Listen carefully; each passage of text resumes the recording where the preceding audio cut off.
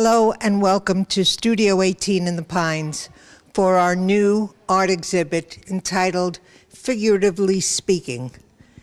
It's a collection of very accomplished artists who work in painting and drawing and photographs, in clay and sculpture. It's a very eclectic, it all fits together beautifully, and I'm sure you're going to enjoy it.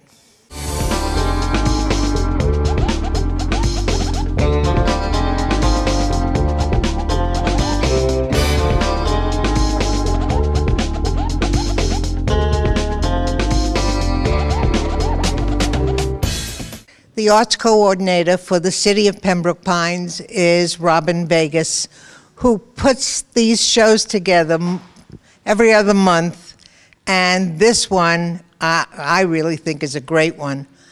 The artwork behind us, Robin, is an artist you're obviously featuring. He's got the big wall, but he's not going to be here.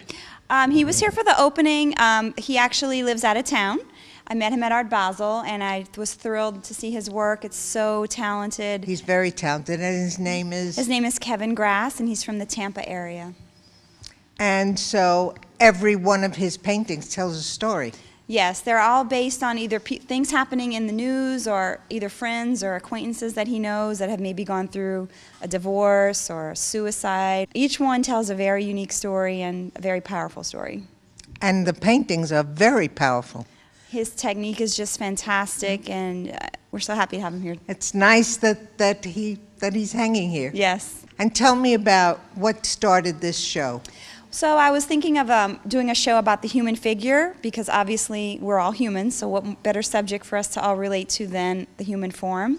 And so the show is called Figuratively Speaking. Right, so it's all different human form, but yet each person has a very different style or media or technique that they use, and that's kind of how it pulled together, just trying to see how many different ways that we can address the subject of the human form. And that's what it is. Yep. Some of the sculptures and the photography and the paintings, I mean, it's every kind of medium expressing the human form, and it's wonderful. I hope everyone can come out and see it. It's up until March 28th. So. And so when is the salon, Robin? The salon is Friday, March 1st, and it's an opportunity to meet some of the artists here and have them discuss their work. So if you can make it, it's a great night to be here from 7 to 9. Yes, it is. This marvelous sculptor is Sharon Dash, and these are some of her sculptures. Tell me about him. This piece is called Magritte Revisited, which is an homage to René Magritte, a French surrealist painter. And so his body is kind of surreal.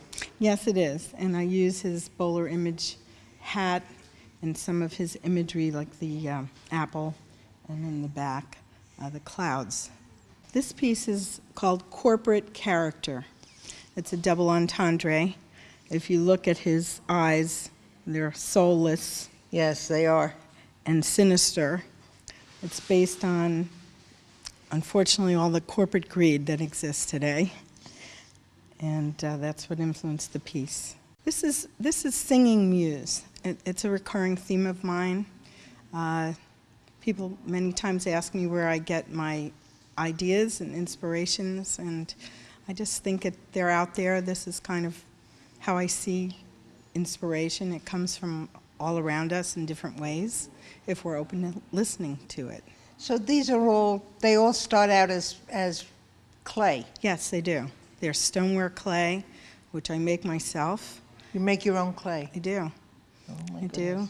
And then they're formed with slab and coil construction and fired numerous times and glazed until they're complete. Why are they like joined at the hip? Well, because of the nature of the meaning of this piece, it's called Dilemma. It's about the heart and the mind, or intellect versus emotion. We all struggle with finding a balance between the two, and so they're bridged together, trying to come to terms with the heart and the mind. Sharon, it's a pleasure to meet you. You're really a very talented lady, and I'm happy to have been able to meet with you and talk about your work. The pleasure has been mine. Thank you so much. You're very welcome.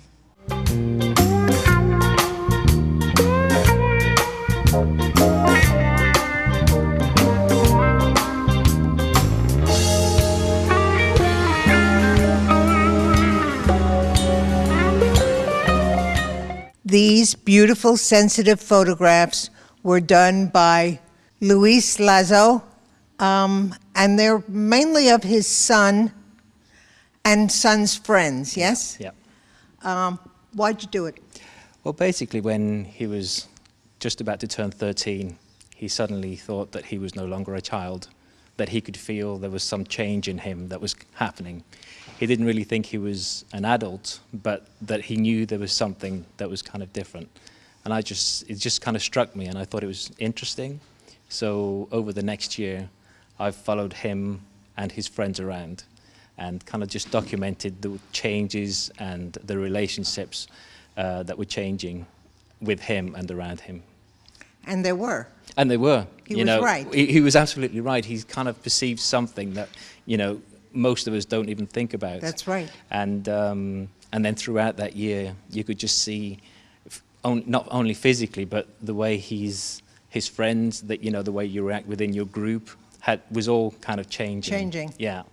So it was quite amazing, and then it was, and it was just actually quite nice for me to be a part of that.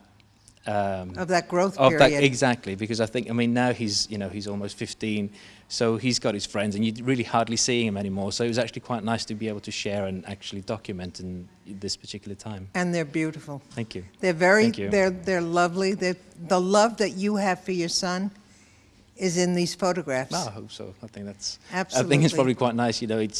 I think the images kind of reflect the way you feel about the subject, and.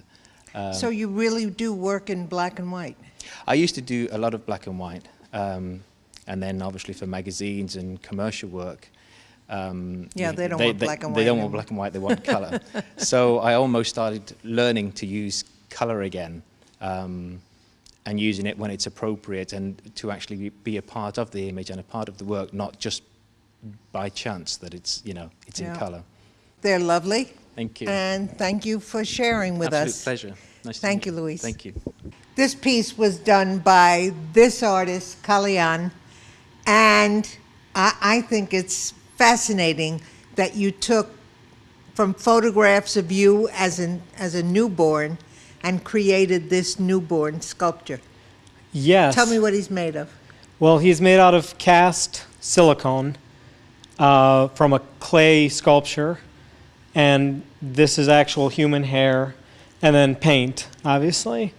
So, and then on his chest, you can see there's Sanskrit that says moksha, which means freedom from birth, which is deals with reincarnation, the theory that you continue to reincarnate until your soul is pure, and then you no longer have to.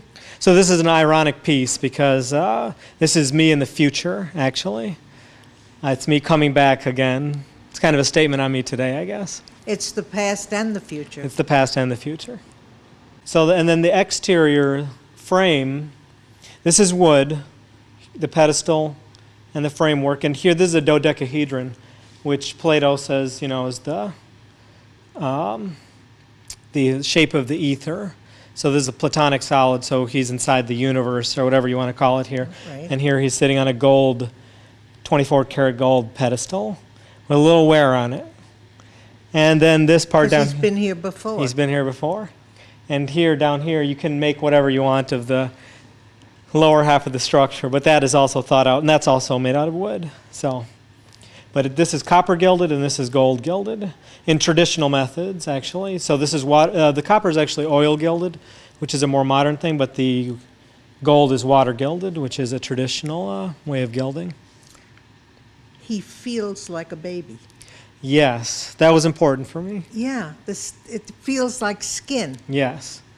There's a lot of hyper-realistic sculptors around. I don't consider myself one. I just have this one piece. but I wanted the touch to be there too, so I made it out of silicone. Yeah. Kellyanne, it was a pleasure to meet you. Thank you very much. The pleasure was mine. And your work is incredible. I really appreciate it. Thank you. Thank you. And that's our show called Figuratively Speaking at Studio 18 in the Pines. And I kid you not, you enjoyed it, right? I knew you would.